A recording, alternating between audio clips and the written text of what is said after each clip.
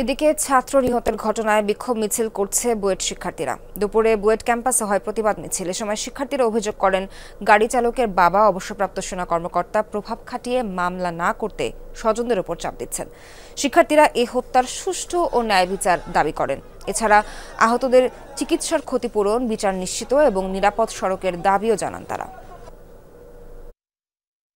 আমাদের এক ভাইয়ের যখন প্রাণ দিতে হলো, আমাদের আরো দুই ভাই যখন মারাত্মকভাবে আহত, হাসপাতালের বিছানায় যন্ত্রণায় কাতর, ঠিক তখন গাড়ি চালকের ক্ষমতাশালী পিতা মামলার মোড় ঘোরানোর, এমনকি মামলা যাতে না নেওয়া হয় তার ব্যবস্থা করতে ব্যস্ত ছিলেন। যে কোনো মূল্যে এই ঘটনার অতি দ্রুত সর্বোচ্চ শাস্তি নিশ্চিত করতে হবে। 2, আহতদের চিকিৎসার সম্পূর্ণ ব্যয়ভার অবশ্যই বিবাদী পক্ষকে বহন করতে হবে।